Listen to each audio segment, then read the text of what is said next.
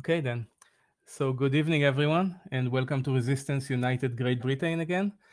We have the mighty Lloyd the Jongh, and this time it's not going to be about Islam after about 10 episodes. We are going to start the discussion about Judaism and the Talmud, and tonight is going to start with the covenant of Noach.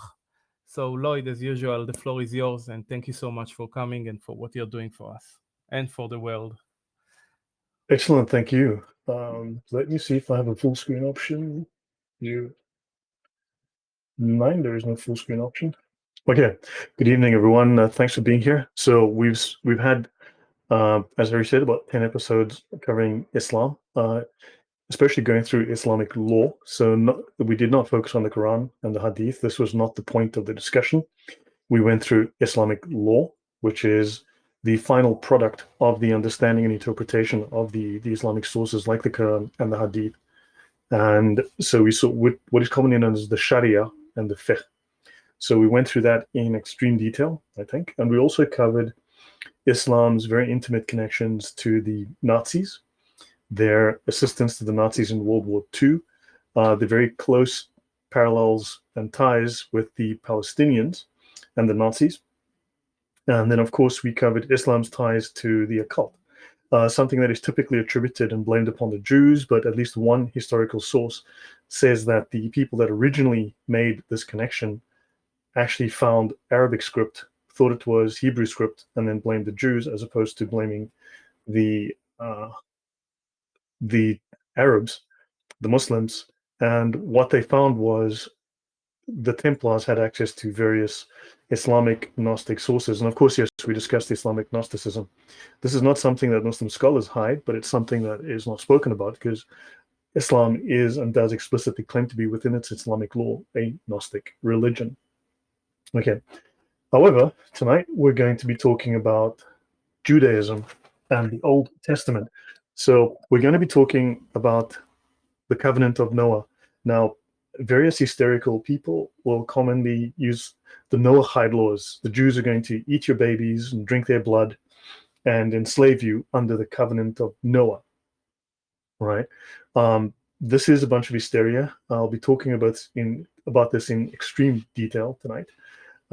If we don't finish, we'll continue next week.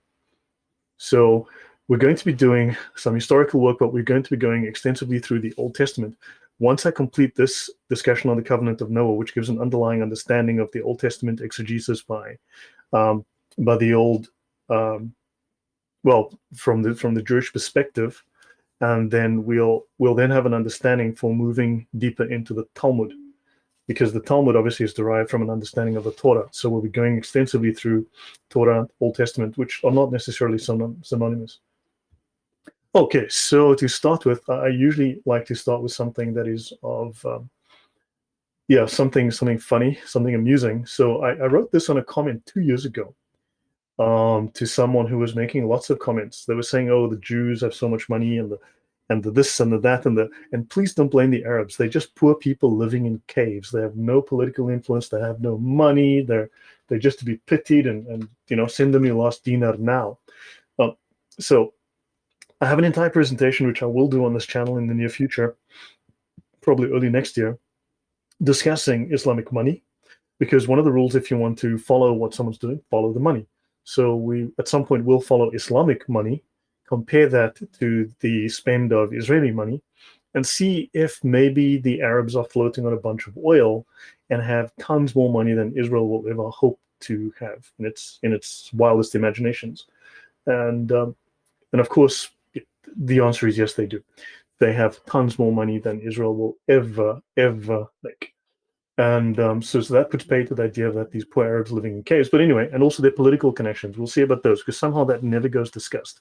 As you know, according to modern orthodoxy, you can only blame white people, the Roman Catholic Church, and the Jews. And to legitimately point out violent crimes by Muslims or black people is apparently racist. So moving on. The British royal family has an estimated net worth of $88 billion. Now, this is about 2 years old. Okay, this is about 2 years since I looked at this. This is according to business consultancy firm Brand Finance. That monarchy is far from being the richest royal family in the world. That distinction goes to the House of Saud. the ruling royal family of Saudi Arabia. The House of Saud is estimated to be worth $1.4 trillion. This was a couple of years ago, 2 or 3 years ago, since I last dug into this. So for reference, that is like 16 times the British royal family's net worth. So now, why are we insisting that these Muslims have no money, no political influence, and so don't go on about the Muslims, don't go on about the Arabs, because I've been called a Mossad agent. Mossad, if you're listening, my checks are late. I'm owed years of checks. Please send them.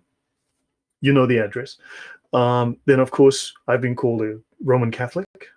I didn't know that was a rude thing, but whatever. I'm not a Roman Catholic. I've been called a white supremacist. Look at this face. I've been called a number of things, but anyway, so I'm neither a Jew, I'm not a Mossad agent, and I'm just someone who presents factual evidence that anyone can link to, and I provide literally every scrap of evidence that I have. It's all publicly available. This particular presentation is fully publicly available. The link should be provided to you. Harry has the details, and you can see literally every word that I'm going to speak is something that you are able to follow and read along for yourself. Okay, so anyway, so the British royal family is like this. Apparently, they've got trillions and billions and gazillions of dollars. Well, the Saudi Arabians have much, much more. So why are they exempt from scrutiny? Are you shills for the Muslim Brotherhood? Are you shills for the Muslims? We've got to ask that question. So ranting aside, we're going to be speaking of the 7 laws of Noah. Right now, you might be familiar with the 10 Commandments. The 7 laws of Noah are a precursor to the 10 Commandments. So once I pointed this out, that 5 of the 10 Commandments are verbatim in the 7 laws of Noah, then I would ask these hysterical people who were screaming about how the 7 laws of Noah are there to enslave mankind and enslave your children and enable vampirism by Jews. And no, I'm not exaggerating. I'd say, well, then if 5 of those laws are verbatim in the 10 Commandments, does that make the 10 Commandments half evil? If the 7 laws of Noah are evil and 5 of them are in the 10 Commandments, are the 10 Commandments automatically 50% evil and satanic? And of course, you get the normal response, the blank look and the mouth going, and then they'll start screaming about something else. Harry, your thoughts on that? If 5 of the laws of Noah are in the 10 Commandments, does that make the 10 Commandments half evil, half satanic? On the contrary, it makes the Noach covenant very important. Correct. It's the precursor. Yeah. Go on. Sorry. And legit, lawful. Correct. And that is the conclusion that they're obviously seeking to avoid. And then I say, well, the 6th law of Noah is not to tear the flesh and tear the limbs off living animals. In other words, not to torture live animals or living things, and to drink their blood and eat their flesh.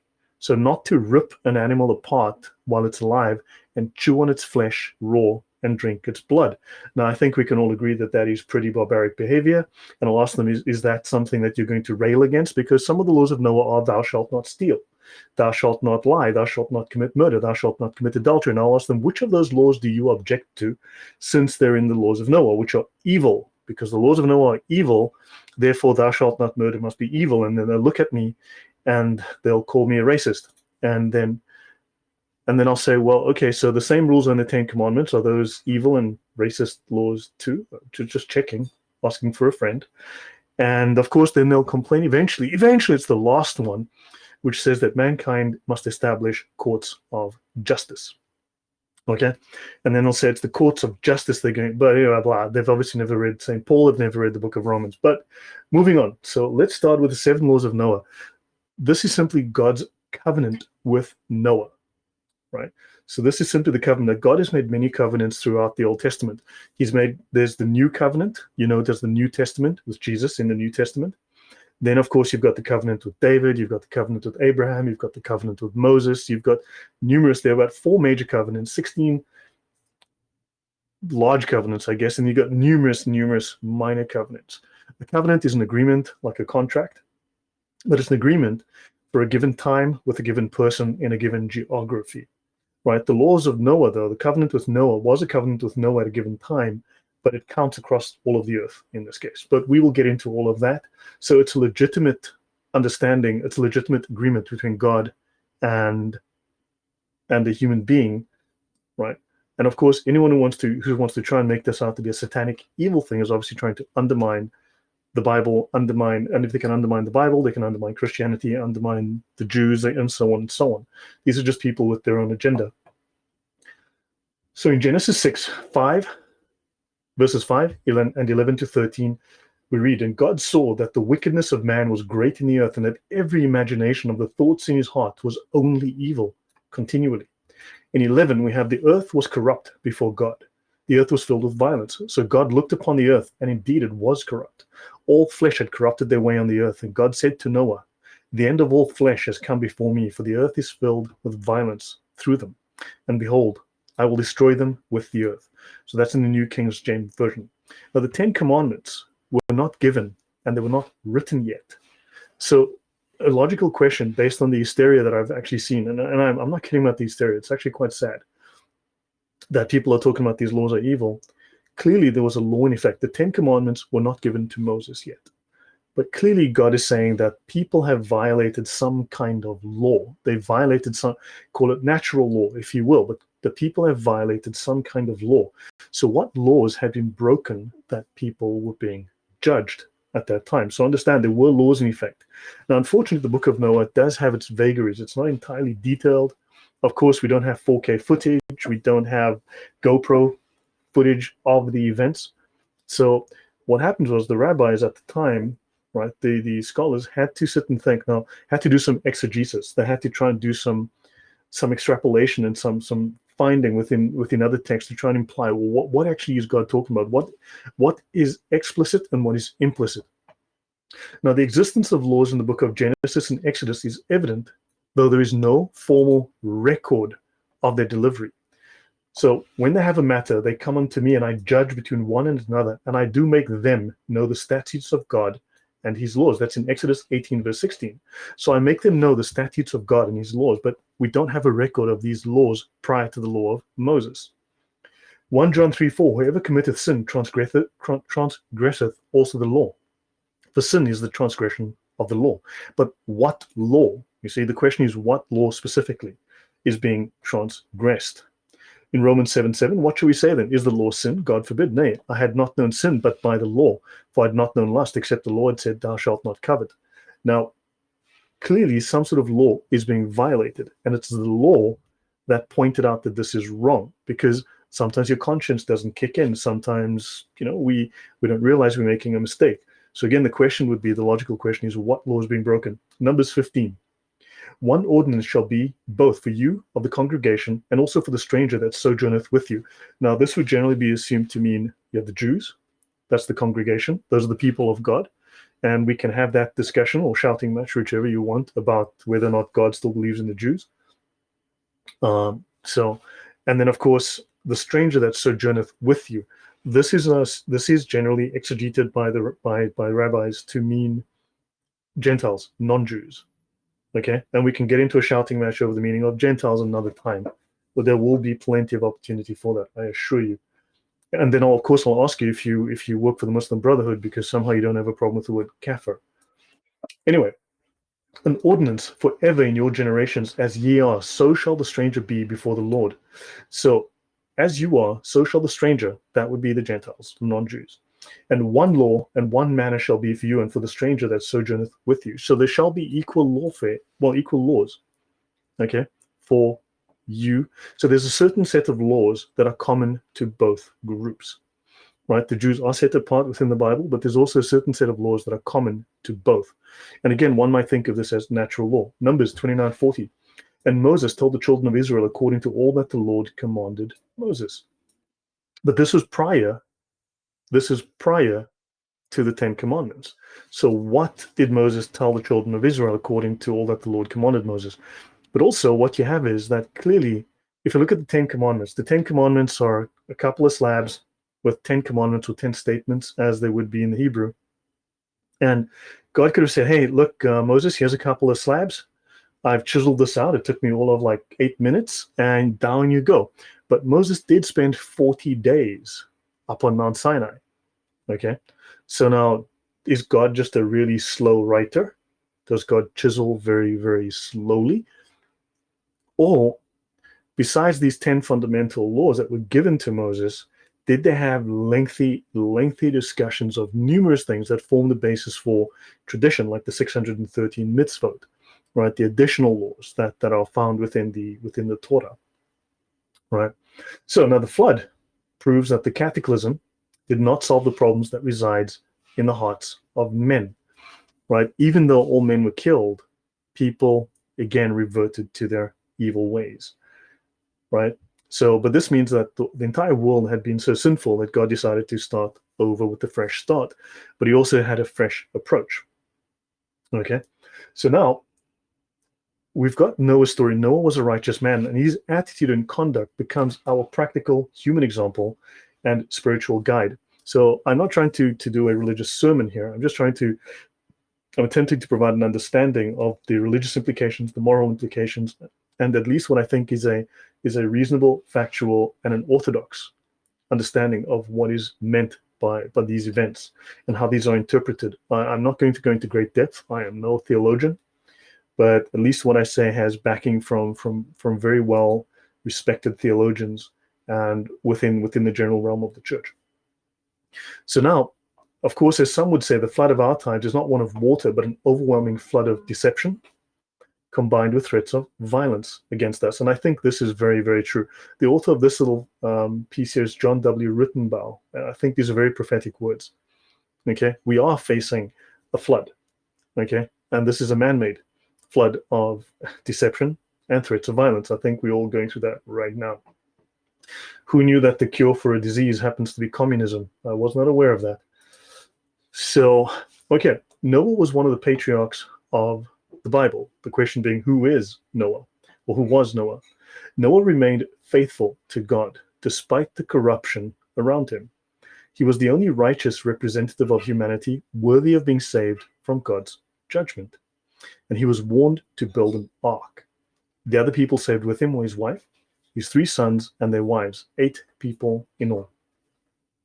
Now, sadly, we know virtually nothing about Noah's early days. The Bible only mentions that his father Lamech named him Noah, which means rest, because this one will give us rest from our work and from the toil of our hands arising from the ground, which the Lord has cursed. All right. So Noah warned of a flood. Noah preached for 100 years during the building of the ark, and God patiently waited for any person to repent. However, none believed Noah or wanted to follow God. They continued in their evil ways until they were all wiped out. So I'll pause there. Any comment, Harry, before I go on?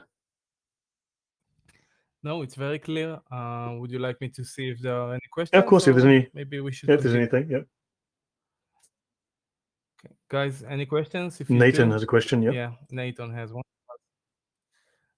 Go ahead, my friend. I just got on now. I just want to know what the Nathan? subject is. That's all. The laws of Noah, the Noahide laws. Thank you. Yeah, that's a subject that on my time on Jan's channel would cause people to lose their tiny little minds. I was amazed how people lost their minds over this. I'm Jewish, by the way, and yeah, I can figured as much, understand yeah. this information well. Yeah, no, so yeah, forgive my sarcasm because there's going to be plenty of that flying around today, but I had numerous heavy run-ins with people who clearly had no idea what they were talking about, but just had minds full of garbage.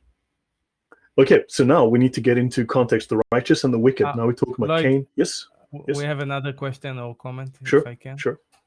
1 second, it disappeared. It was George. 1 second. Yeah, George Orwell. What a name.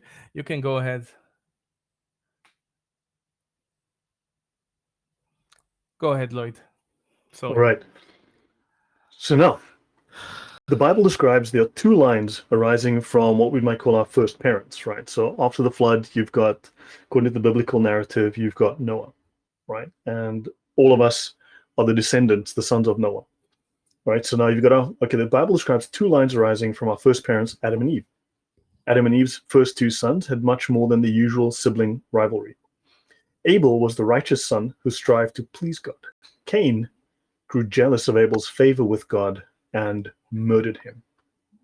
So Cain knew that he had sinned. Now, of course, again, we don't have a record of what these laws were that Adam and Eve lived under.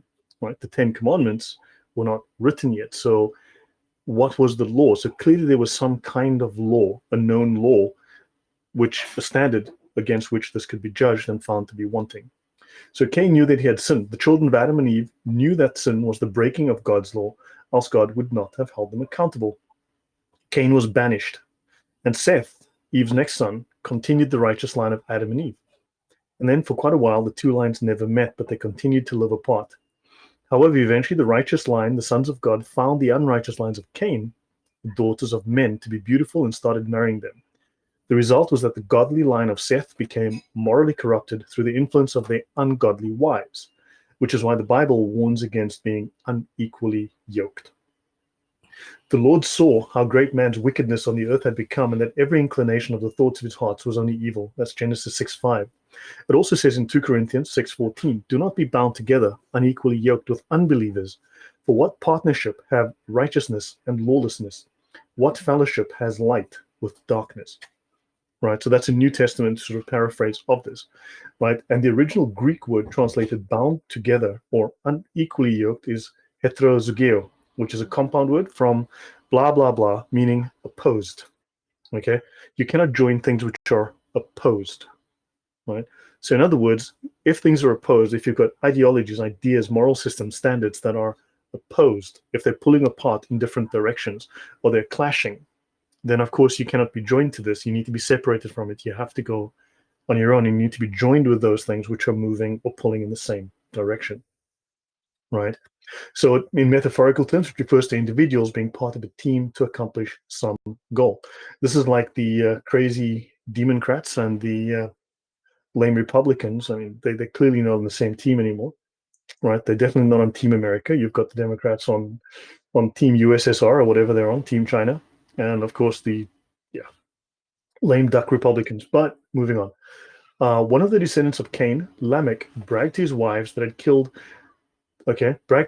he had killed both a man and a boy in fights.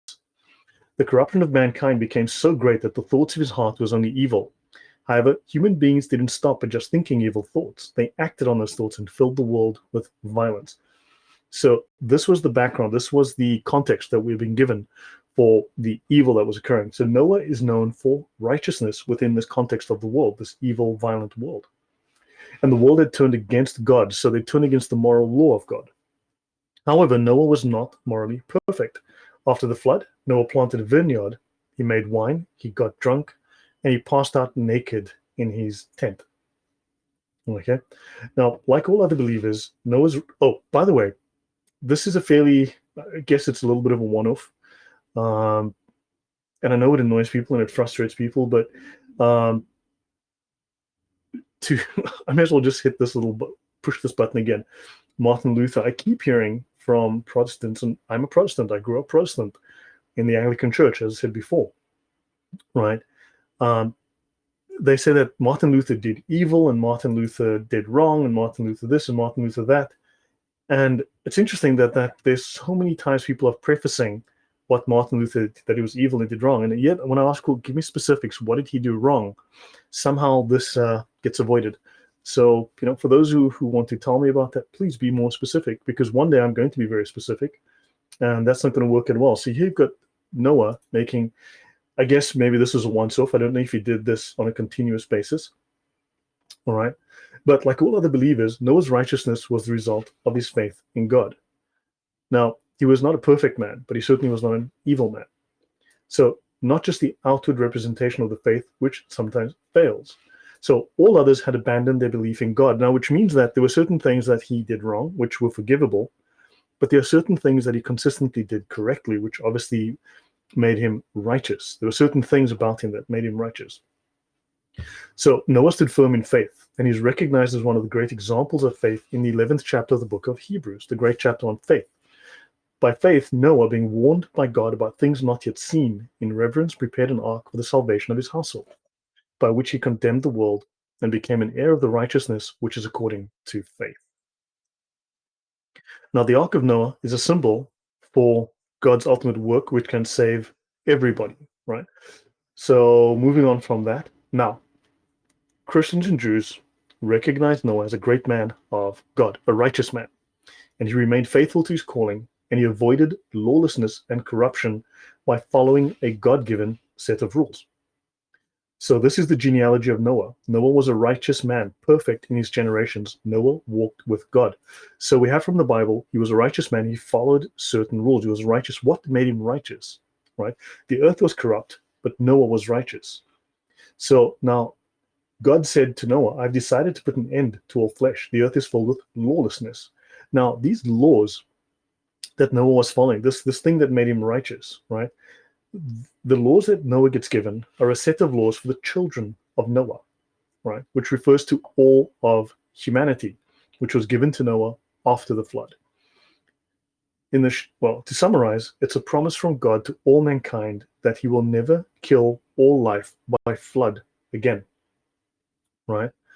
Now, the flood narrative is a deluge that covered the whole world, killing every surface-dwelling creature except Noah, his wife, his sons, and their wives, and the animals taken on board Noah's Ark. According to this, all modern humans are descendants of Noah. Thus, the name Noahide laws refer to the laws that apply to all of humanity. So after the flood, God seals a covenant with Noah with the following admonitions. Before I go there, now this is typically said that these Noahide laws, the Jews must impose this on the world and they will enslave the Gentiles under these laws, just like Christians are going to enslave the world under the Ten Commandments, right? Now, of course, Christianity is it's not a religion of law, right? It doesn't impose legislation. So unfortunately, it has no legal system to impose. These are moral laws, things like thou shalt not murder. I'm not sure how that's a particular problem for people, right? However, even the Jews have reinterpreted their understanding over time. There's been numerous adjustments to how Jews interpret. And one of the interesting things is that when you read some of the wisdom of the rabbis, right, you do learn that they state that mankind got better through time. His understanding of God, his behavior became more civilized. And they realized that the whole point of the law of God was to move towards justice, to move away from things like an eye for an eye. Now, Islam literally takes that literally, okay? Eye for an eye and a tooth for a tooth. Within Judaism, a long time ago, it became a completely different understanding. There was no literal violence. Eventually, they spoke about financial compensation. Islam, there is still stoning to death, okay? Even though you can find this in the Bible, this is not something the Jews have practiced for a long time. Because again, they said man moves towards development, towards justice, and better justice is not brutal justice of that type. Okay. Now, a clever effort, I believe, to get Christians to violate, right? So a clever effort to get Christians to violate the first three of the Ten Commandments and to adopt what I believe is Islamically required hatred of Jews. So this okay. When they make you dislike the the laws of Noah, when they try to misrepresent the Ten Commandments and the laws of Noah, this means that you are actually going to violate the first three of the Ten Commandments, which effectively mean that you do not misuse the name of God. Do not use the name of your Lord, the Lord your God, in vain. Do not insult God. And this effectively makes you turn around and do just that. It's a way of tricking you into doing exactly that. So, okay, I'll move to this here. References to Noah in biblical and religious literature. So, in addition to the book of Genesis, Noah is mentioned in the first book of Chronicles. Noah, the sons of Noah were Shem, Ham, and Japheth. The books of Isaiah, Ezekiel, and in the Deuterocanonical books of Tobit, Wisdom, Sirach, 2 Esdras, and 4 Maccabees. Now, of course, here's where Protestants come to me and say, well, did you know the Catholics added books to the Bible? It's like, yeah, they did that 1,500 years before the Protestants removed those books from the Bible. So yeah, they did it a long time before you guys were around. And I say that tongue in cheek because, again, I'm a Protestant. I'm an Anglican. That's Church of England. So, but that's just the historical point. Okay. I do separate myself from that in the sense that I don't think I'm hysterical about this, as some people I meet are. So in the New Testament, we see, as it was in the days of Noah, so it will be at the coming of the Son of Man. That's Matthew. In Luke, as it was in the days of Noah, again the same. And in the Epistle to the Hebrews, Noah is mentioned. By faith, Noah, being divinely warned of things not yet seen, moved with godly fear, prepared an ark for the saving of his household, by which he condemned the world and became heir of the righteousness which is according to faith. And in First Peter, there were those who were formerly disobedient, right? And then Noah is saved. Now, Noah is treated with respect and accorded the title of being a righteous man in the Old Testament and the New Testament, right? He's spoken of well. So the question is, why would people then want to turn around and claim that the covenant that God left with him is evil, is designed to enslave the world, is designed to bring evil into the world? So I think this is a question they need to ask themselves. So now, man would be disobedient according to what laws or standards that God held them to. If they were going to be killed, then there had to be a standard they were being held to. But now, God did not spare the ancient world, but saved Noah, one of 8 people, a preacher of righteousness. So if he preached, what was he preaching? So, question, what divine law and covenants existed before Moses? Harry, hopefully I've clarified, I've set a premise and a foundation. Is that clear? Very clear. Thank you. I understand that you're referring to the law system as the natural law before Moses, before Noah. Yeah. Pretty much, yeah. But also, you see, is natural law derived from God? Because remember, if there is no God, then there is no natural law. There's only Darwinian law. There is only survival of the fittest, right? Yeah. Then might is right. So what divine law and covenants existed before Moses? Let's ask. So divine law existed before Moses, namely the covenant with Adam, the covenant with Noah, and the covenant with Abraham. Okay. For instance, the divine decree to circumcise males on the 8th day, that's for Jewish males, was part of divine law, part of the covenant with Abraham. So we have laws that were passed, that were put in place prior to the advent of Moses. So in Thomas Aquinas notes that the divine law prior to Christ, the old law, was more like a heightened natural law clarified for sinners. So now you've got an allusion and a reference to natural law, just more explicit. Rather than just conscience, you now have a written set of rules. So the new law is inward and transformative because the new law includes the Holy Spirit. Now that's from the Christian perspective, right? St. Paul also teaches that the divine law of the old law was shadowy and mediated by angels and thus inferior, but in Christ is the fullness, right? So St. Paul taught that the old law is now fulfilled in Christ. So you've got this older law, but now you have a new set of rules. So, okay, fine. The covenant of circumcision. Let's have a look at that. So when Abraham was 99, the Lord appeared to him and said, I will make a covenant between me and you, right? He says, I will establish my covenant as an everlasting covenant between me and your descendants after you for generations to come, right? To be your God and the God of your descendants after you, the whole land of Canaan, where you now reside as a foreigner, I will give as an everlasting possession to you and your descendants after you, and I will be their God. This is one of many places where God says that he will hold the Jews as his chosen people. And again, this makes people lose their minds. But it says that the land is theirs and that they are special to him in perpetuity. Now, of course, you've got lots of people. Well, that's a story for another day. God said to Abraham, as for you, you must keep your covenant, right? Every male among you shall be circumcised. It'll be the sign of the covenants between me and you. Now understand, you can have one covenant with Jews and another covenant with Gentiles. These are covenants are between a particular person or a particular group, right? This one is an everlasting covenant, right? Between Abraham, who's the father of the Jews in this case, right? So did he not say to now, let's have a look, conscience and natural law, Old Testament and New Testament references. Did he not say to me, she is my sister? And she herself said, he is my brother. In the integrity of my heart and innocence of my hands, I've done this. That's in Genesis 20, verse 5. And God said to him in a dream, yes, I know that you did this in the integrity of your heart. So without getting to the details of the story, we have here reference to knowing what is right and wrong within your heart, which means that there is the concept of natural law, at least within Christian beliefs, Jewish beliefs. There's the concept of natural law. right? And God recognizes this. So I've done this with a clear conscience. I know you did this with a clear conscience, just as the rephrasing of that in a different translation. Okay, the NIV versus the New King James. Now, let's look at God's views on adultery and sexual immorality. Joseph was tempted by the advances of Potiphar's wife, but he refused and said to his master's wife, "Look, my master does not know what is with me in the house.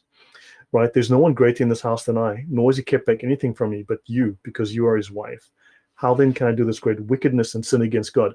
The point is to say here that, again, there was no Ten Commandments at that time. Right? There was no written law. So clearly there was some kind of law. Maybe there was a set of rules, again, a standard that he was working against. So Joseph was aware adultery is a sin almost 250 years before the law was given to Israel through Moses at Mount Sinai. So the whole long story is that I want you to understand that there are laws, there were rules in place long before the covenant of Moses was set.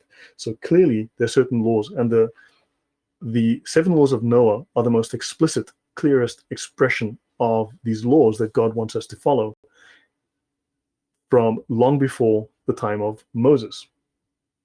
Interesting, right? During the Israelites' travel to the promised land, right, God gets a little upset with the Jews, and he says to Moses, "How long do you refuse to keep my commandments and my laws?" And again, this is prior to God giving him the tablets, right? So again, he says, so clearly so the Jewish rabbis read this and they go, clearly this implies there was some kind of law in effect. Not all of it was written, right? So there's a tradition there. There's something that was part and parcel of the culture that wasn't explicitly written. Now, we do understand photocopiers were in short supply in 1400 BC, right? I've got George Orwell did you send me a message? I have no idea what that means. Okay, so as I said, photocopiers were in short supply, so we don't have a lot of written examples, but there's something implied within these texts. So where the laws of Noah were not explicitly written, they had to go and figure out, look, based on the context, how can we take this and do an exegesis of this and figure out what are these actual laws? Okay, again, whether they will walk in my law or not. Again, prior to the 10 Commandments, they speak of the iniquity and abominations committed by the Canaanites, right? Against what standard are those things wrong? And then, of course, in Leviticus, do my judgments and keep my ordinances to walk therein. I am the Lord your God. What are these ordinances? Now, unfortunately, some of the chapters of the Bible, obviously going back into antiquity, don't have the detail. And this is where some of the ability to create confusion comes in, because someone's going to show me that. But unfortunately, going back into antiquity, you're not going to get that level of resolution. So God says, keep my statutes and my judgments, which if a man do, he shall live. Right? So Abraham obeyed, okay? And he kept my commandments, my statutes, and my laws. So I think that clarifies this issue, okay? Now, the 10 Commandments were enforced, therefore, long before Moses. So long before they were written, the laws were in effect. Now, what commandments and laws did Abraham obey if there were no 10 Commandments? But clearly, these commandments are universal. They're eternal. The law which Abraham kept was not the Mosaic law. That was given by God only after 430 years, right? So these laws, according to the understanding that we have of the Bible, is that these laws were enforced from the time of creation. This was the natural law. So the 10 Commandments were not in any way limited to the Jews. It was applicable to the entire human race, and they were in effect before Moses or Israel. Now, they are the foundation of God's law, okay, according to standard Christian doctrine. 1, how to love God. The first 4 commandments explain how to love and to show respect to God. And 2, how to love your neighbor. The last 6 of the 10 commandments are how to love your neighbor, how to be a good neighbor. Now, Gentiles who do not have the law by nature do the things in the law, who show the work of the law written in their hearts, their conscience also bearing witness. That's Paul, Romans 2, 14 and 15. Of course, the implication being, again, this is natural law, something that's within our conscience, things that we would consider to be right. Now, Noah was considered righteous according to what laws exactly? What laws were the unrighteous breaking? And what was the law before Moses? right? So I just want to make note that the laws of Noah have a precedent, and the Ten Commandments have a precedent, and therefore there's this synergy between them. As I said, five of these laws are explicitly, some would say six, are an integral and explicit part of the Ten Commandments. So any comments from you before I go on, Harry? I just wanted to set that baseline there. No, it's just very, very interesting that basically the Noah law and the Moses law are just descriptive of natural law, which existed since creation. So I think you established that point very well. Yeah, I wanted to kill that point dead because I really wanted to show there's a depth of information within the Bible that explains this, and many people will count on your ignorance, right? Will count on your lack of detailed knowledge to just bamboozle you with, or when I say you, I mean in general, not you specifically, to bamboozle people and state that the Jews are doing something evil, but really this is something that is part and parcel of God's word. So therefore, they're trying to then smear the word of God, which actually violates the Ten Commandments. Okay. So that's what I wanted to get across. So I'm going to skip a small section. Now, the book of Jubilees, again, this is deuterocanonical. In the 20th Jubilee, Noah began to enjoin upon his sons' the ordinances and commandments and all the judgments that he knew, and he exhorted his sons to observe righteousness. So Noah was not only righteous, he preached righteousness. He was an example of righteousness. He taught others how to be righteous. And he said, he taught them how to cover the shame of their flesh. This is why this was considered shameful to be naked in public, all right, to be naked in front of others. And of course, this is why when Noah got drunk and fell asleep naked for everyone to see, this was considered a sin. That was the standard of the day then. He taught them to bless their creator, hence the first, as I said, 4 of the 10 commandments, teach you how to respect and love God. And then honor father and mother and love your neighbor. Again, that's an allusion to the 10 commandments, right? The last 6. Guard their souls from fornication and uncleanness and iniquity. Now, the book of Jubilees is not, as I said, canonical, it's deuterocanonical. However, notice how it tries to expand upon this and explains some of these things, right? And it gives a fairly, I mean, this is actually, this doesn't in any way deviate from the standard Orthodox view of the Bible, right? So guard their souls from fornication and uncleanness. So in other words, we can assume then that fornication, right, is not considered righteous, that adultery, okay, sexual immorality is not considered righteous. For owing to these 3 things, pardon me, came the flood upon the earth. For whoso sheddeth man's blood, and whoso eateth the blood of any flesh, shall be destroyed from the earth.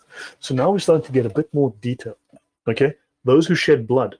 Now, remember, God does, for various reasons, does command that the righteous shall fight and shall slay the unrighteous, right? Now, it does state that this is one of the things, but it doesn't talk about, sorry, my nose is itching. It doesn't talk about murder. It's talking about, this is talking about murder. Whoso sheddeth man's blood, this is murder. And whoso eateth the blood of any flesh. Now, remember I mentioned the discussion of, you shall not eat the flesh torn from a living animal and drink its blood. Okay? That's vampirism. That's brutality and torture.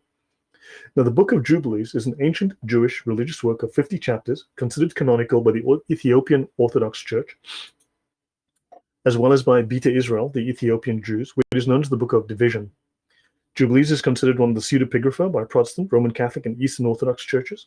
It's also not canonical within Judaism outside of the Ethiopian Jews, but it is well known to early Christians, okay, from Epiphanius, Justin Martyr, Origen, and so on and so on and so on, okay? And the text was also utilized by the community that originally collected the Dead Sea Scrolls. So it has a long history. So hence it was considered deuterocanonical, but obviously it's not considered part of the main canon. So we have to ask, are there laws for Abraham? Were there laws for Adam? And by extension, the rabbis would come to that conclusion. They say yes. Now notice that Noah also appears in the Quran in Surah 71, 7, 1, and 21. And in Leviticus, you shall do my judgments and keep my ordinances. And that I've stated before. And actually, this is considered, now, aside, and I'll come to this another time in the future, but people will say that, oh, if you read the Torah, the Jews are supposed to kill you. This is an actual statement. They will make the claim that it is, that the Jews are supposed to murder people, and it's insane. When you actually go into the Talmud, okay, because the Talmud says, when you actually go into the Talmud, the Jews state that anyone who does this is a righteous man. Anyone who does this, actually, is considered like a high priest. Okay, if they would just bother to read to the end of the sentence, they would actually find the answer to their claim. But that's not the point. They're not trying to be truthful. They're trying to smear. They're trying to slander. Okay, so natural law is implied. Okay, we look at Psalm 119, 142. Thy righteousness is an everlasting righteousness, and thy law is the truth. So you talk about the Logos here, and God's righteousness is everlasting. In other words, it's been from the beginning, always has been, always will be, which means there was some sort of natural law, at least according to the Judeo-Christian conception of the world and morality, that this is the case. Okay, the King James Version, if we look at Strong's H6666, in the following manner: righteousness, justice, right, righteous, acts moderately, righteously, right? So what you've got is this idea of an everlasting righteousness means it has severe connotations of correctness, of morality, right? Righteousness in government, righteousness of the ruler, the king, righteousness in the law, justice, righteousness of God's attributes, righteousness in your causes, righteousness in truth, being ethically right and being vindicated, being justified, and having salvation. Okay, righteousness within God and the prosperity of the people. The righteous people will prosper, and righteous acts, which would be your morals. So this is definitely a connotation of things that are good, things that are very deeply moral. Okay, now notice, as I mentioned, the seventh law of Noah is that the Gentiles and the Jews have to establish courts of justice. And the Jews, as the receivers, as the witnesses to God, as the ones who received God's word, are supposed to teach this, supposed to pass this on to the Gentiles, those who are not the receivers of God's word, right? They're supposed to proselytize. Now, remember, Judaism is not a proselytizing religion. They're not to turn you into Jews. This is not the whole point of Judaism. Christianity does that. Islam does that. By the way, Islam, evangelization is a thing within Christianity. Okay, to evangelize, to spread the good news, the gospel, right? The Great Commission, the great work. In Islam, dawah has multiple meanings. One of its meanings is a legal matter, a legal case, a legal action, right? Other meanings of dawah, which people typically use for evangelization, it is not an equivalent to evangelization. Dawah has meanings of propaganda. In fact, the main meaning, the dominant meaning of dawah is propaganda, with a side helping of, I won't say deception, but pretense. So the definition of dawah is propaganda and pretense. It also means call or invitation. If I go, hey, Harry, do you want to join me for a beer or some whiskey? That's an invitation. Understand? The Islamic idea of dawah as an invitation is not, excuse me, good sir, do you have a minute to listen to the good news about our Lord Jesus Christ? It's, hey, how about a beer and some hot dogs? That is when dawah speaks about invitation. It means that as well. Whereas evangelization doesn't mean, hey man, let me tell you about my hot dogs and my cool cold brewski here. I'll pause there for a moment. Any comments from you, Harry? I would like to see if we have any questions. Raise your hand if I'm you going to have a nibble on question. some ginger. Guys, questions or comments? No? Go ahead, please. Okay, is all of this making sense so far? Of course. It's very clear. Okay, now, the seventh law of Noah is that the Jews, not to evangelize, right? As I said, it's not an evangelizing religion, unlike Christianity should be. However, and it's not a propagandistically evangelize. It's not even evangelization. It's just propaganda with pretense, right? You can find a definition in the Encyclopedia of Islam, volume 13. And then you can go from there. It'll give you the references to the longer passages in the main encyclopedia itself, and it's hysterically funny. It's all about propaganda. It's all about government state propaganda, which is hysterical. But the seventh law is to teach the Gentiles to establish courts of justice. And of course, here's where the hystericals start to say, oh, but they're going to use these courts to screw you over and take away your rights and eat your babies and drink their blood. All fine and well. But then again, that means that they're lying to you about what is actually in the Bible, what is the basic Christian Orthodox understanding of the words of these terms within the Bible, because God is not just a God of hippies skipping through the valley, shedding rainbows and flowers and butterflies wherever he goes. He's also a God of law and a God of justice. Justice is not always about coming down on Christmas and giving you a bicycle. Sometimes justice is about, unfortunately, taking action against the wicked, right? So notice that one of the connotations here, in terms of what is righteous, in terms of judgment, you have justice, ordinance. Ordinance is a law, regulation. Right? Judgment, act of deciding a case. Place, court, seat of judgment. Process, procedure, litigation before judges. So Jews would we function without a court system? Would we function without a legal system? Would we be able to sort things out in a sophisticated, civilized manner? No, because if there were no system of law, if there were no rule of law, you would have chaos, you'd have barbarity, you would have the law of the jungle. You go back to the first century, you go back to antiquity, and there would simply be who's got the biggest guns, the most bullets, and the biggest army, right? Case, cause, presented for judgment, sentence, decision of judgment, execution of judgment, time of judgment, justice, right, rectitude. And again, the attributes of God or man. Ordinance, decision in law. So obviously this is that something should your customs should be proper, right? But also your laws should be righteous. Your judges should act righteously. Your law should be righteous and moral based upon your understanding of God's law, right? Based on an application, because there's the common saying, as I've said before, that politics is downstream from culture, which people love to say, and yes, that's true, but also culture is downstream from religion, which is the part that they keep forgetting to mention, right? And of course, Islam, we know what Islam, because, Islamic law is downstream from Islam, and Islamic culture, well, in politics, we know what that's like, right? But also, as we forget the moral root of our culture, we stray from the law. Look what's happening in the US now, all of these justices and lawyers, DAs that are letting people walk free, no bail, no charges, and they're free to commit the same crimes the very next day, because they've got this twisted idea that the crimes that someone commits is not their fault. It's the fault of society, because society was not perfect. And therefore, society is to blame for turning out this bad person who wasn't given enough hugs, right? They fail to take into account, they dismiss the idea that everyone is responsible for their own actions.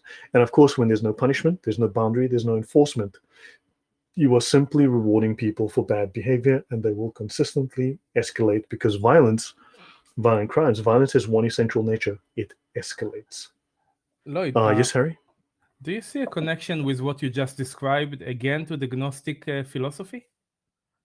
Very likely so. Look, remember, the Gnostics are anti-Christian. They're anti-logos, right? Now, this is not necessarily anti-Christian, but they're anti-logos. They're against God, because they see God as an evil God, right, who usurped the power of the righteous God, right? So they've inverted. There's this moral inversion. So yes, certainly that would be the case. They believe that enacting the law would be acting to enforce the rule of the demiurge, the evil god, the Satan.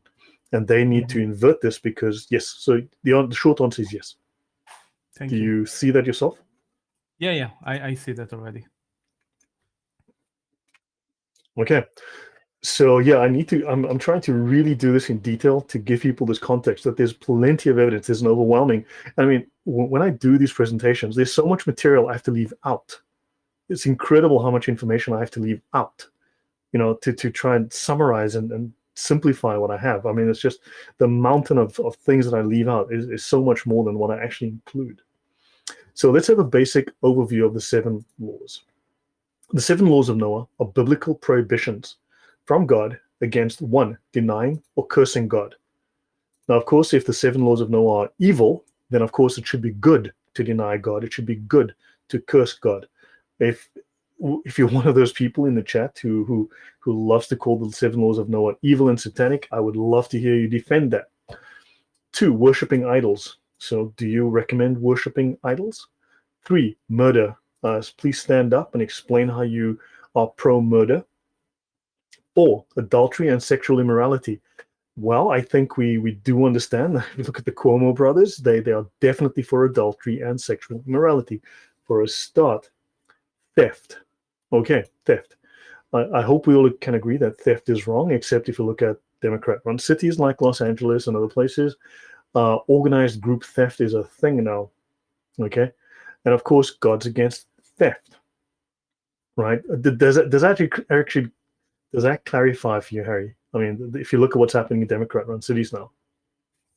Absolutely. Yeah. Each So one of them. yep. Eating flesh torn from a living animal and drinking blood. Now, if this is evil and satanic, how many rats and mice do you kill in your off days, right? In your weekends and evenings? Because as you know, people who go and kill little animals while they're alive to watch them die are called psychopaths.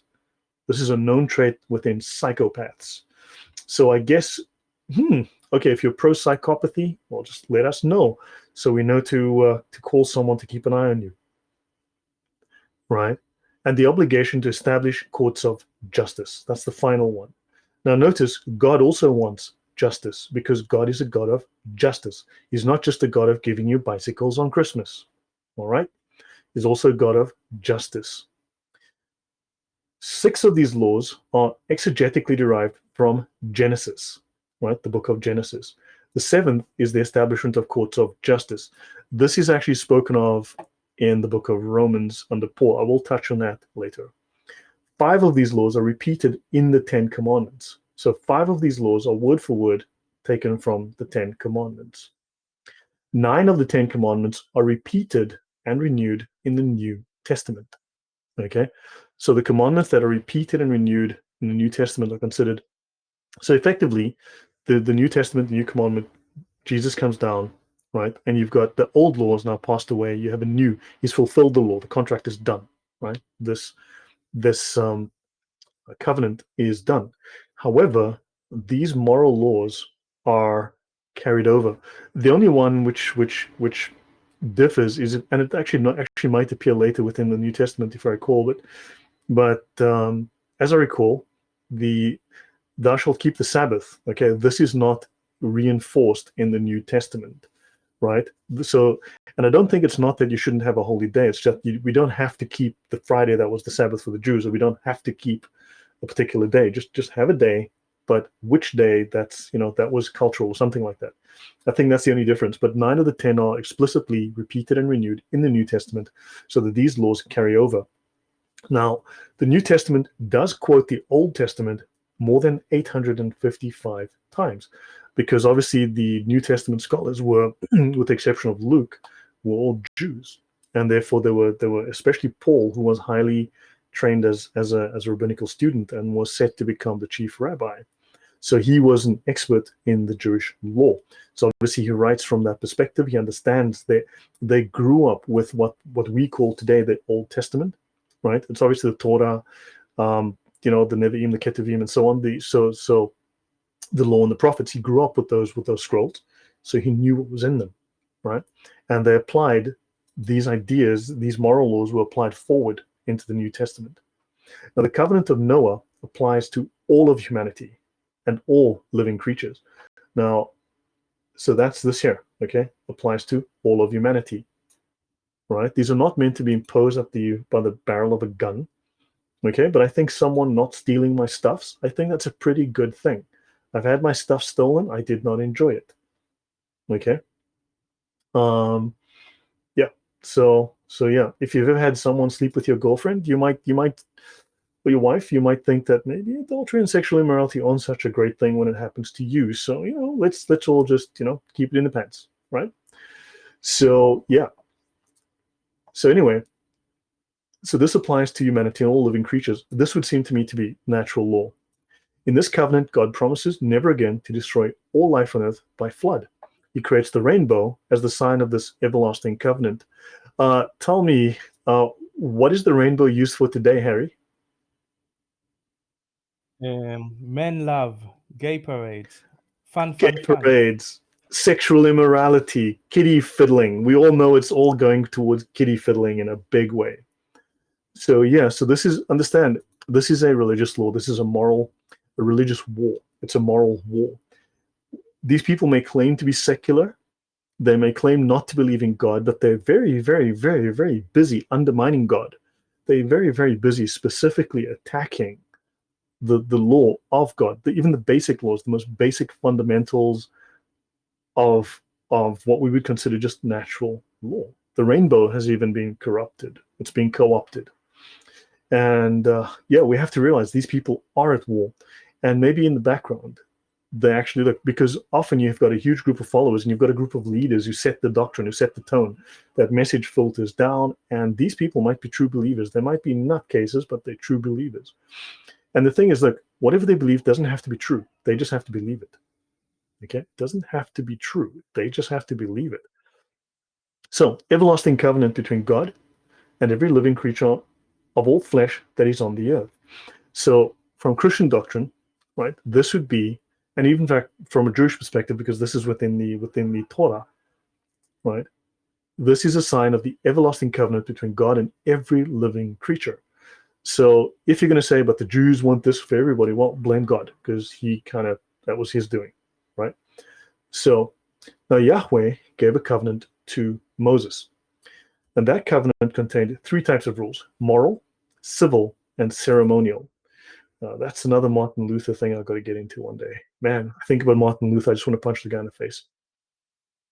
So only the moral rules are eternal. Okay, three types of rules: moral, civil, and ceremonial.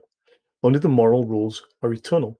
God the Son replaced the Mosaic covenant with the new covenant. Now, from a Christian point of view, not necessarily a Jewish point of view, of course. Right. The latter covenant has no civil or ceremonial rules at all. So Christianity doesn't legislate parking tickets. Okay. Now, have you ever studied the Bible? You would understand that Yahweh has made and replaced many covenants with human beings over the centuries. As I've said, there have been many, many covenants. These are not necessarily all permanent. Only the moral rules are eternal. Okay, when God said, you see those baby fiddlers and those kitty diddlers over there, those guys that are sacrificing their kids to Moloch, go kill them. That was not an eternal commandment to kill everyone in sight. Lots of people would like to misinterpret the Bible deliberately in the most uncharitable manner, but that is not an orthodox view by any means. That is entirely a false, deliberately propagandistic, deceptive view. Now, the laws of Noah are referenced in Genesis 9:4-6. As I said, to repeat, a prohibition on murder, eating living flesh, and drinking blood, and courts of law. Now, someone might say, but there's no references to drinking blood. Yes, there are plenty in the Bible. It actually recurs. So there is a reason, there actually is justification for this within the context of the Bible. Okay? And courts of law. Now, the Torah or laws of Moses were not given yet. They derived from God's commands addressed to Adam and to Noah. So the laws of Noah are derived from the rules that are thought to be given to Adam and Noah, who are the progenitors of all mankind, and they are thus regarded as universal. So that's the reason. So the reason is not because the Jews are baby-eating crazies who want to take over the world and enslave you. It's because God provided these laws, and it's assumed by the best scholars of the Bible that these ideas are incumbent upon all mankind and should be taught to all mankind. We should all follow these rules. Okay? It's not about trying to make you do something crazy. It's about trying to say, look, these things are what make a civilized human being. Okay? So 5 of the laws of Noah are in the 10 commandments, which are built on the foundations of the 7 laws with additional commandments. Now, the earliest complete rabbinic version of the 7 laws can be found in what's called the Tosefta. The Tosefta is a compilation of the Jewish oral law. Remember I said that Moses spent 40 days up there with God. Now, there are 10 commandments, so either it took it took Moses, 4 days to chisel out one of the rules at a time, right, of the 10 commandments, or God just dictated very, very slowly, or God finished the tablets in a couple of seconds and then said, hey, you and I have a chat about the future of mankind. And they spent 40 days talking about something, which became the oral law. Okay, so this is a compilation of the Jewish oral law from the late 2nd century, the period of the Mishnah. I'll get into that in the future. Now, observance of these 7 laws is not a Jewish requirement. It's a requirement of the God of the Bible. The Jews are simply trying to make this something that you're aware of. Okay, it doesn't conflict in any way with Christian doctrine either. So these are 7 ancient law that people view as the basis of civilized society. Thou shalt not murder. I think it's a pretty good idea. They govern morality and represent the bare minimum of what God expects of humanity. They're called the Noahide laws because they are thought to have been given in their fullness to Noah after the flood. They're also called the Noachian laws, the 7 laws of Noah, or the 7 commands for Noah's sons. And in Hebrew, it's the Sheva Mitzvot B'nai Noach. Did I say that well, Mary? שבע מצוות של בני נוח. Sheva בני, Mitzvot B'nai Noach. yes. Well, there you go. So, yeah, I hope Mossad's listening and they send me that check because, man, it's nearing Christmas, you know. I have presents to buy, damn it. So, the idea of a formal Me set too. of laws. I know. Yeah. Last year they paid me in jelly beans. The idea of a formal set of laws given to all of humanity comes from the Talmud. Oddly enough, and I know people hate the Talmud, and we're going to dive into the Talmud in depth in the near future, previously people lost their minds. It was incredible and is therefore extra biblical. So these formal set of laws, okay, it is considered extra biblical because it's not explicitly stated in the Bible, right? Whereas it is explicitly written outside of the Bible in extra biblical text. So the book of Jubilees contains the mention of the Noahide laws, but then the book of Jubilees is deuterocanonical. It's not considered inspired scripture, right? However, these 7 laws are based in biblical principles. So I wanted to put forward this entire argument so that everything's very, very clear, right? So now there's another rabbinic tradition that describes the commandments that would have been derived logically even if God had not included them in the Torah, right? The Torah is the 5 books of Moses, by the way. Okay, the Torah, the 5 books of Moses. You must keep my rulings, right? These are the items which are written in the Torah, right? Which, if they had not been written, should have been. Okay, these are prohibitions against robbery, illicit sexuality, idolatry, cursing God, and bloodshed, right? So, again, natural. So, all of the evidence, all of the discussion by various Jewish groups, by various Christian groups, by various commenters on the Bible within the standard orthodoxy is that all of this talks about universal natural morality. Okay, so the idea of the Jews wanting to teach these laws, right? Remember, it's not a proselytizing religion, but they have to, it's part of their duty, part of their responsibilities as witnesses to God, just as Christians are the Great Commission to make everyone, Christian. You can also then say that the Christians want to enslave you under Christianity. But I mean, you can get hysterical about anything if you try, and if you're a leftist, you will. Okay. So understand. So here's Maimonides on this, a very well-known Jewish scholar. Okay. Also someone that also said a few odd things in some of his books that people love to pick on, but then of course they ignore the nice things he said. 6 items were commanded to Adam concerning idolatry, blasphemy, bloodshed, illicit sexuality, theft, and laws God added to Noah the law of not eating from the flesh of a live animal. Maybe this is something the Canaanites are doing. Maybe it's something the Babylonians are doing. Maybe animal sacrifices of this type or brutality of this type, it was common then, and thus God said, hey, that's a bad idea. I personally agree with that. I think that's a bad idea. I don't want to be ripping the legs of puppies and then eating it and drinking their blood. So that's pretty gruesome. Okay, that's in Maimonides, the Laws of Kings 9:1. Okay, so short version, the association of these laws with Adam as well implies they were established as part of the creation of the natural world. So I'll pause there for a moment. Comments, thoughts? I'm sorry, the presentation is fantastic. Everything is so clear. I personally don't have questions. Let's see if the audience have any. People, please raise your hand if you have a question or a comment or a thank you. No, people are quiet. Continue, please.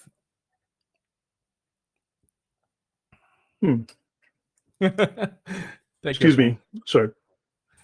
So understand, I could have just used this verse and that verse, and there you go. Bob's your uncle, 5 minutes. I wanted to go into detail to show there's so much overlapping evidence. There's so many sources that all say the same thing. So the corroboration by multiple sources tells us this is legitimate. This is the orthodox view. This is the standard view. This is why we arrived at this view, right? The only people who seem to dissent are hysterical idiots in the YouTube comment section. That's been my experience. Okay. So now the word covenant is mentioned in these 5 books of Moses, right? Genesis, Leviticus, Numbers, Exodus and Deuteroscopy mention covenant 58 times. These days, I can't see the word Deuteronomy without thinking of the word Deuteroscopy because of the Boom Boom Room series by David Wood and his friends. So with thee I will establish my covenant. Okay, to purify or cleanse signifies properly a purification or purifier, because in all covenants made between God and man, sin and sinfulness was supposed to be on man's side, and God could not enter into any covenant or engagement without a purifier. Hence, in covenants, a sacrifice was offered for the removal of offenses. So God would enter into a covenant, an agreement, and the man would make a sacrifice, right? Which would scapegoat, right? Which would take his sin, and the sacrifice would then receive that sin, right? And this would reconcile God to the sinner. So you'd cleanse yourself of the sin, and then God could make that covenant. Of course, within Christian doctrine, Jesus became that sacrifice and cleansed us of sin, meaning we now had a clear path to salvation, a clear path to God. That's the difference in understanding. So we've got a covenant, but there's also a sacrifice offered on the occasion. Now, a covenant is a disposition of good things. This is within Genesis 6:18. A covenant is a disposition of good things faithfully declared, as arising from his grace towards Noah and all men, but implying also conditions on man's part, and therefore is called our covenant, right? So there's, again, this air of morality and righteousness to a covenant, but also responsibility. And God said, I will destroy man whom I have created from the face of the earth, but Noah found grace in the eyes of the Lord. Now, the word covenant appears in the Old Testament, okay, in Genesis to Deuteronomy 58 times, in Deuteronomy 4 to anyway, there's hundreds of mentions of covenants, as you can see in this list here. Okay, in these books, 58, 56, 56, 54, 59, and up to Hebrews, from Malachi to Hebrews 27. Right. So what is a covenant? So if we look at Strong's H1285, you have covenant 264 times. You have the word league 17 times, confederacy once, confederate once, and confederate with another word once. So let's see. Covenant, alliance, pledge between men, a treaty, an alliance, a league, constitution, ordinance. Ordinance is law. So understand, again, the agreement that man will establish courts of justice. We've spoken about the moral overtones, that this will be righteous justice, but also there will be justice. There will be law. There will be the rule of law, right? There will be the application of the law.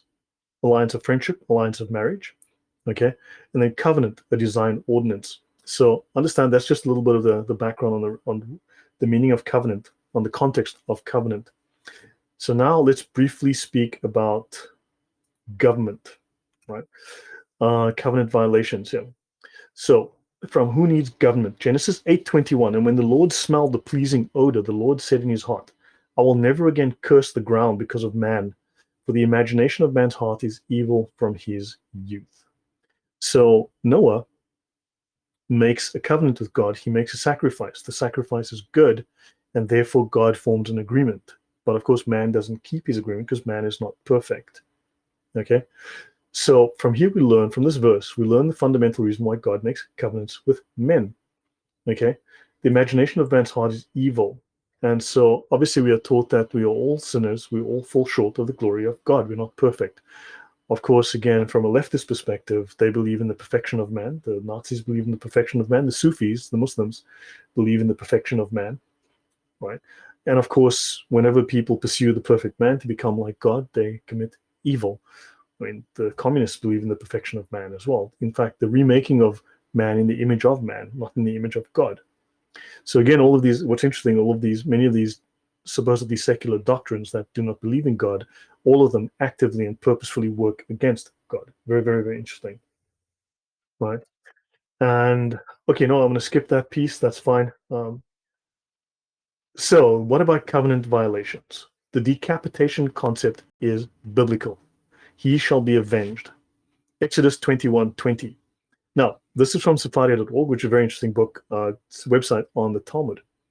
I do not know what this vengeance is referring to when it says, and I will bring upon you the sword, avenging the vengeance of the covenant, Leviticus.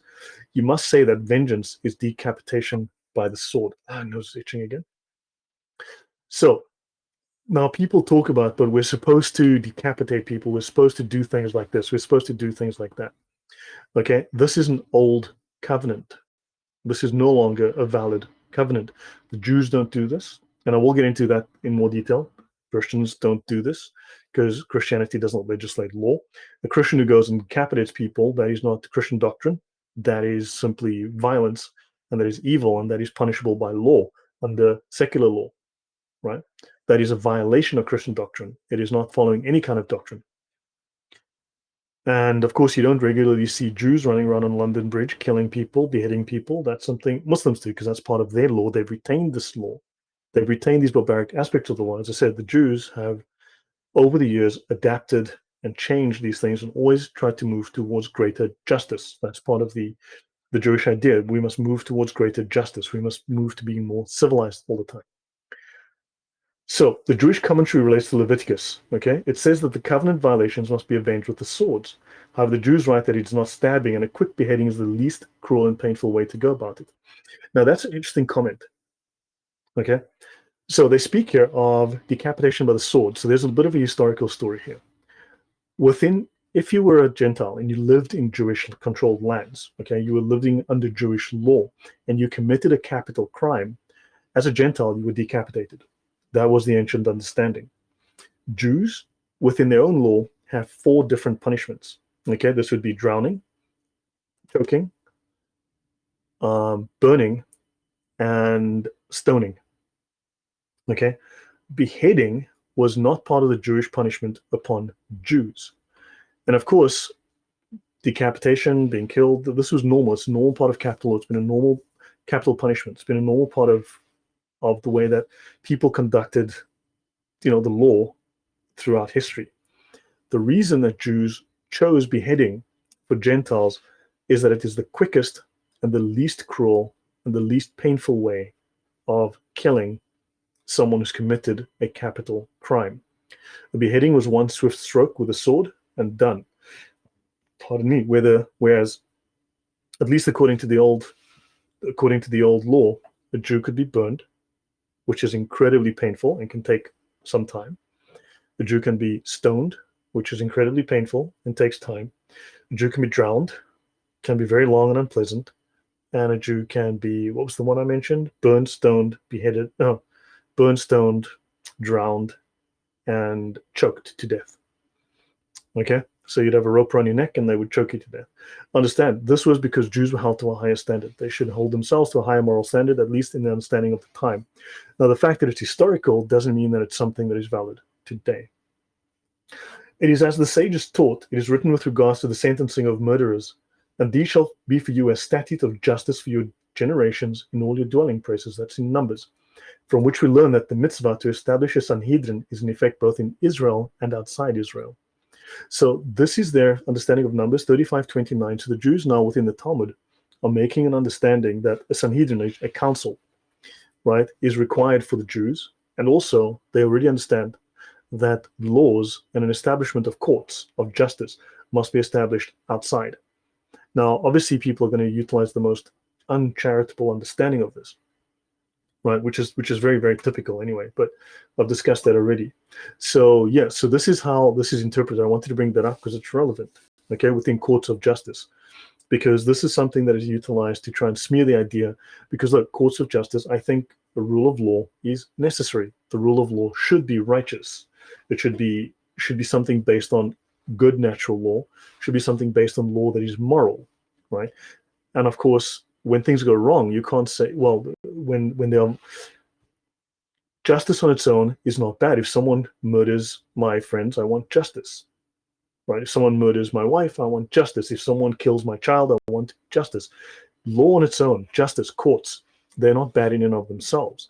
And I know there are people that have argued that, but that is just naivete. We need this because you need to have some kind of civilization, some kind of standard, right? So any comments on that, Harry, before I waffle on?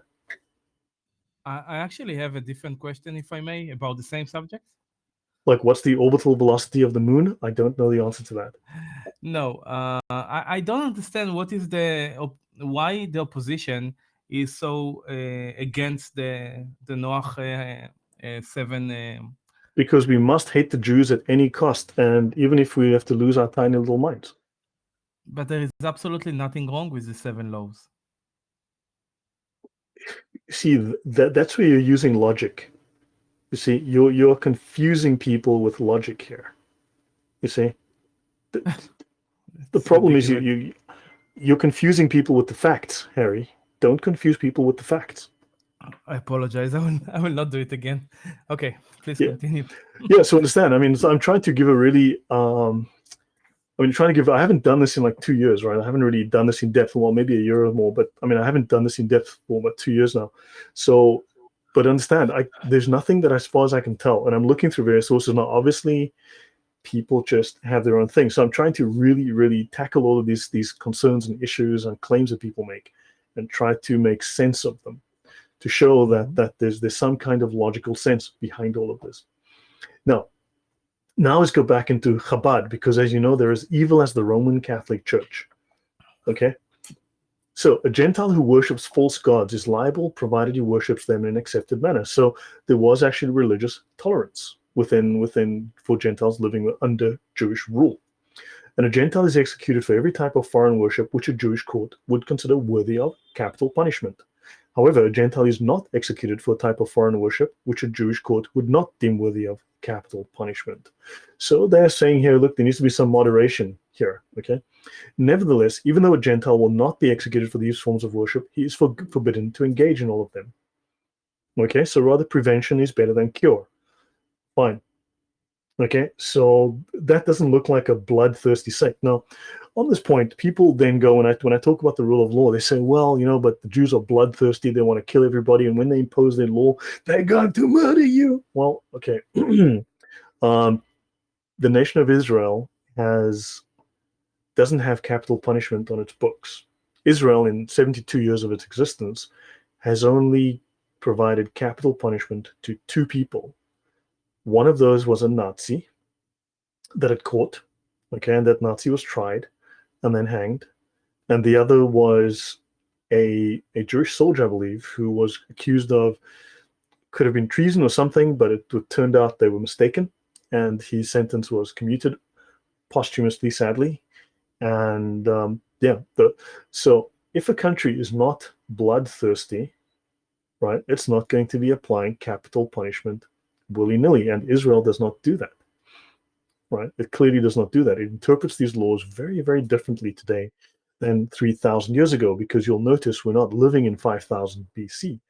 Whereas if you go to Saudi Arabia, you're going to see at least what's known 200 beheadings in the town square every year. You will see people stoned to death in Pakistan, in Afghanistan, in Saudi Arabia. People are still being stoned to death today. But of course, we shouldn't say that, Lloyd, because that's racist, and we have to blame the Jews even though they don't do it, and let's find something we can be hysterical about. And that's exactly my point. Now, notice what's said in the Talmud, that evil, evil, evil Talmud. Let's have a look at, because now we've now proven, I believe, that the 7 laws of Noah are evil, right, Harry? Yes, very, very, very evil. Convincingly, right? Now let's look at this evil Talmud on how they're going to be killing everybody left and right. A Sanhedrin that executes a transgressor once in 7 years is characterized as a destructive tribunal. So if now in 70 years, that means the Israelis should have killed at least 10 people in capital punishment. They haven't. Since the Sanhedrin would subject the testimony to exacting scrutiny, it was extremely rare for a defendant to be executed. That's so weird. Rabbi Elazar ben Azariah says this categorization applies to Sanhedrin that executes a transgressor once every 70 years. So now this guy says, hold on, a destructive tribunal, a violent, out-of-control tribunal, commits capital punishment once every 70 years. This is far too bloodthirsty for this guy, right? So understand, this is a very different idea than people put forward about what's supposedly in this evil Talmud. Now, I'm not defending the Talmud by saying it's Holy Scripture. It's not. Okay, I'm not saying there isn't some weirdness to be found about the rabbis, because man, if you look, you can find it. There's some weird stuff in this Talmud, but if you've read Sharia law, this is nothing. This is absolutely nothing. Sharia law will make you puke. You will toss your cookies all over your pants. Believe me, you'll throw up because it's disgusting. If we had been members of the Sanhedrin, we would have conducted trials in a manner whereby no person would have ever been executed. And that's Rabbi Akiva. This is the main man. This is the man in terms of, this is like the Moses of the rabbis, right? I mean, this is the big guy, right? Rabbi Akiva, right? So very highly respected, considered the senior rabbi, the respected rabbi. So he says, if we had been members of the Sanhedrin, we would have conducted trials in a manner whereby no person would have ever been executed. This is not evidence of being bloodthirsty. This is evidence of people looking towards justice and non-violent justice. Let's look at a different book. So 789, a Sanhedrin that executes once in 7 years, same book, sorry, different passage, that executes once in 7 years is destructive, right? And this applies to a Sanhedrin that executes once in 70 years. Okay, so understand you've again got this issue. People saying this is not right. Okay, the Mishnah teaches that Rabbi Tarfon and Akiva said if we had been members of the Sanhedrin, we would have conducted trials in a manner where no person would ever have been executed.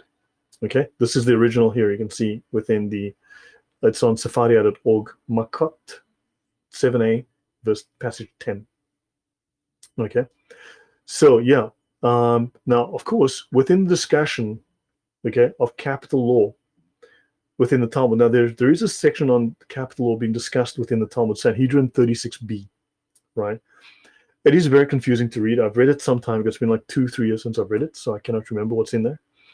But they do state that 23 judges are required. It's very hard to get the agreement of 23 judges to decide to kill someone. How do you get 23 judges on board? You don't. Understand, they said one guy can't do it, 2 guys can't do it, 3 guys aren't enough. How do you bear the responsibility of putting someone to death? They wanted a lot of people to really have this problem ironed out. Again, they did not consider this a trivial, unimportant exercise. Okay, so now what you've got in Islam is rule-based thinking. Whereas you've got very principle-based thinking within the Talmud. These are people that really think about their law very carefully. They're trying to follow their principles. But in Islam, you've got rule-based thinking. If this, then that, which is very, very Islamic. The Talmud is the opposite of that. In fact, the Sharia is the Islamic Talmud, and it's an inversion, quite a literal inversion in many, many ways. And we will get into the Talmud in the future, and I will cover that. I will demonstrate that. Let's have a quick look again. The death penalty in Israel. The death penalty has been carried out only twice in Israel's history. The most famous was Adolf Eichmann, the senior SS officer, and the leading architect of the Holocaust, was executed by hanging in 1962 after his trial. The case was shortly after Israel's establishment in 1948, when Army officer Meir Tobiansky was executed for treason. The other case was in 1948, when Meir Tobiansky was executed for treason after a court-martial in which he had no legal representation. Tobiansky was posthumously exonerated and reburied in a military ceremony with full honors. Several other death sentences have been handed down over the years, but none carried out.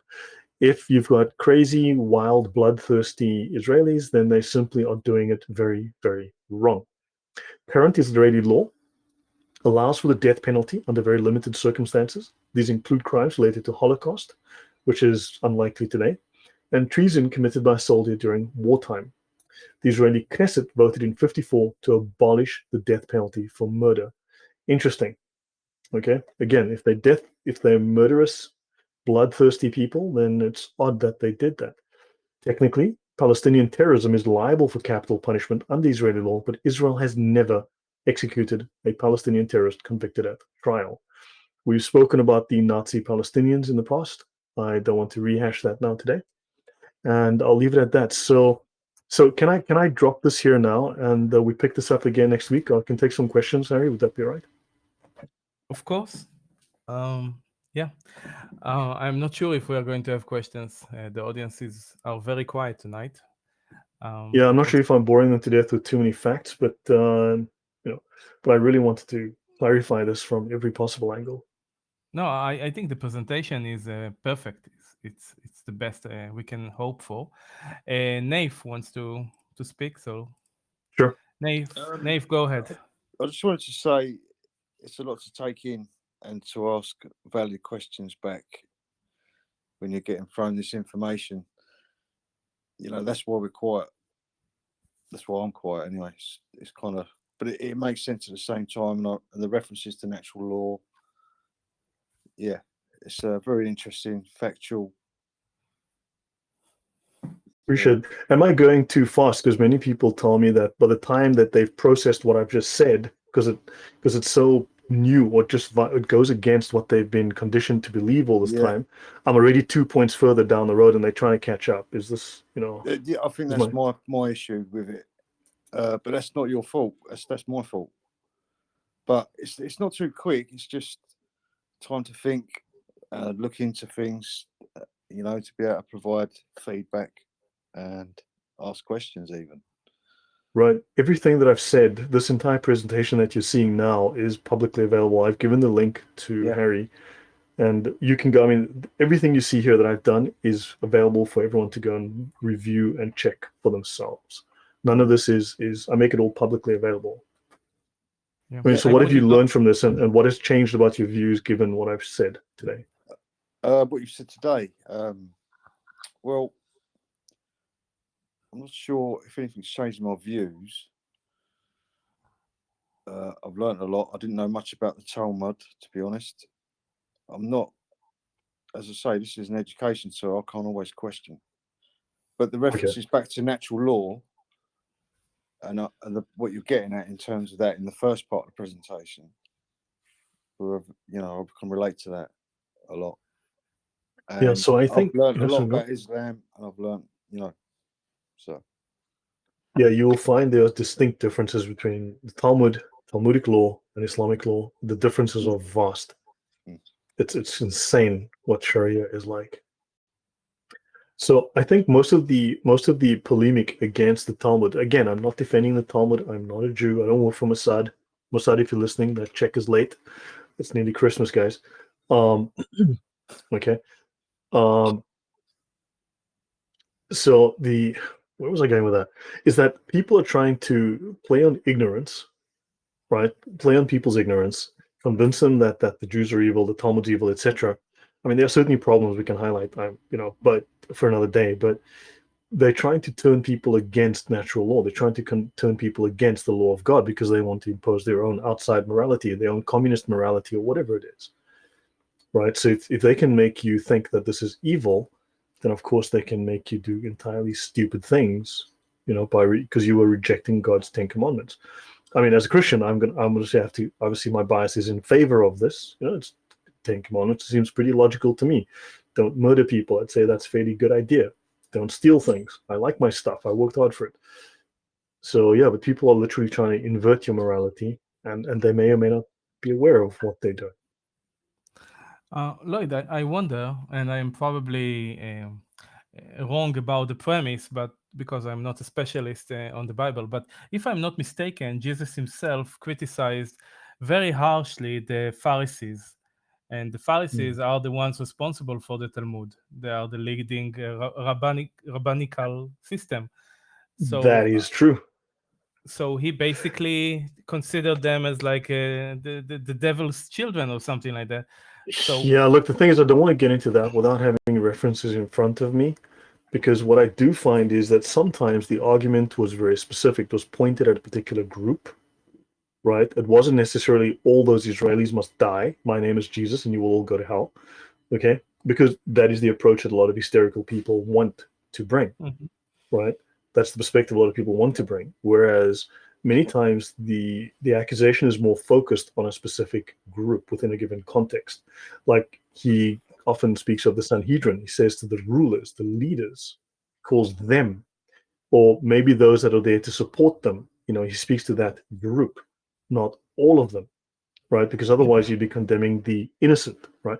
But anyway, until I can get into, have some notes and discuss it. But yes, he does call certain other rabbis snakes. And they believe, for instance, there's the belief that they will find salvation, that they will go to heaven based on being, what's the word? Being picky, particular, being nitpicky about ceremonial law.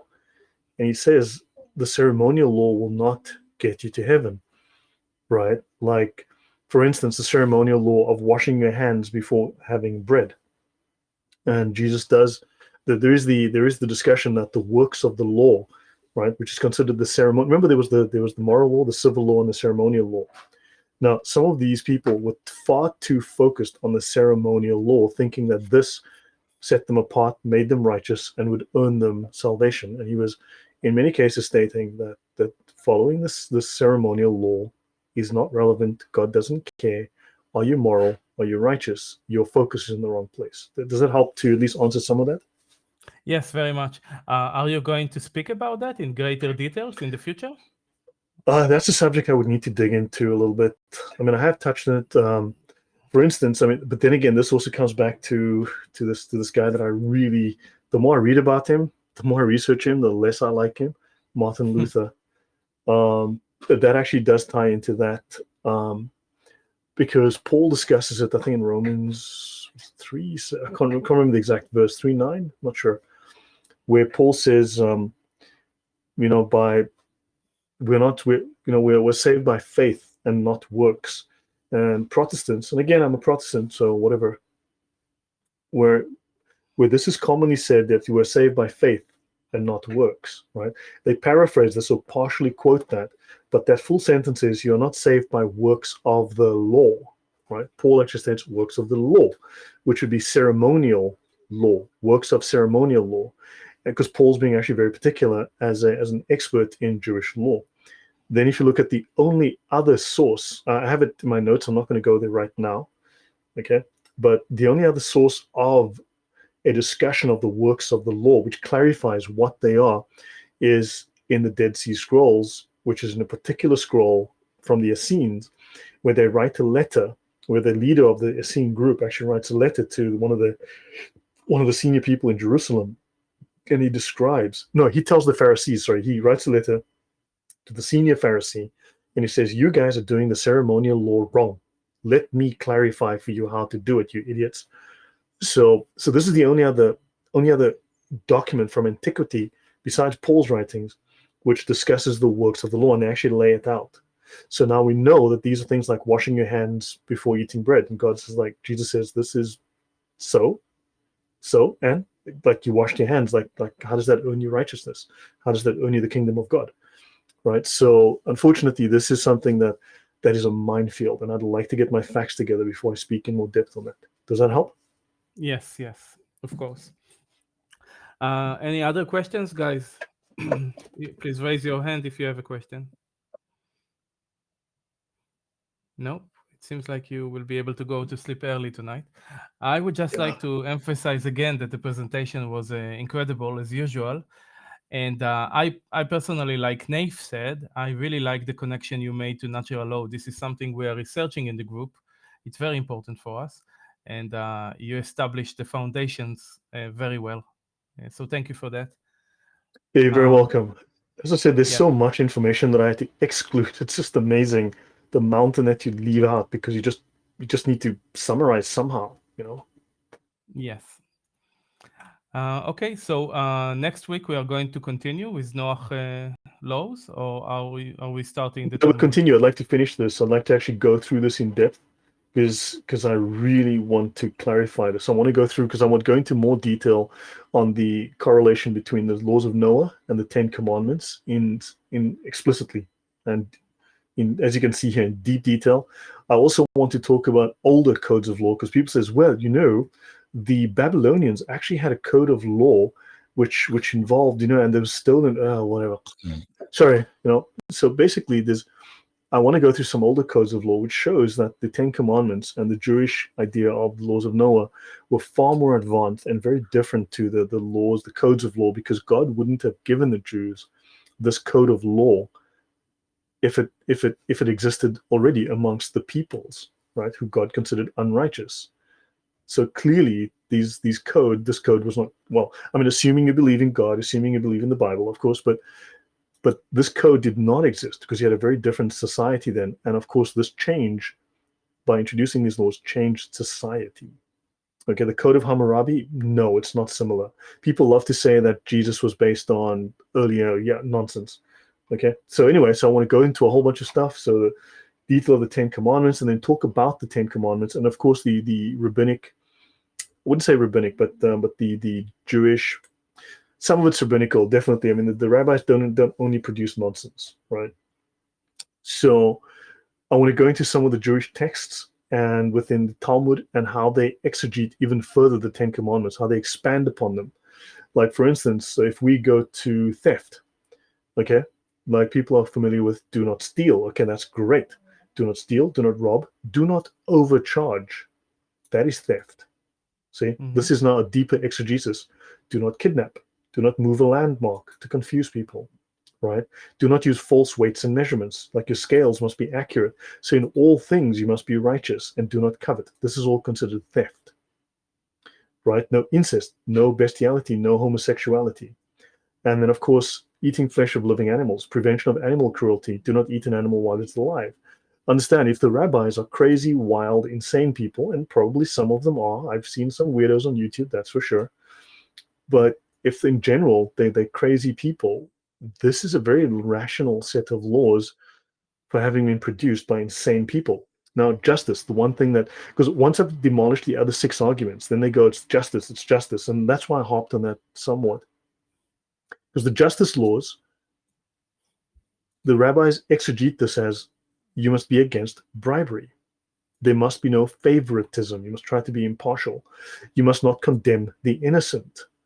You must administer the death penalty, but notice they don't want to administer the death penalty, and treat people equally before the law. These are the foundations of Western law, the Magna Carta, the American Constitution, just common sense. Right? Does that make sense? Absolutely. Yes. Yep. So I'll go into Thank much you. more depth and detail and add a few other things on top of this. That's good. Thank you very much. And I would like to mention that the show notes are available on the wall. They are pinned to the wall, so it's available to everyone. And we are going to see Lloyd again next Monday at 8 p.m. UK time. Yeah, Thank you guys. very So much, Lloyd. especially without the interaction, I'm talking for very long. It hits the throat, and I've got a busy week. I have some private clients this week, so I need to, unfortunately,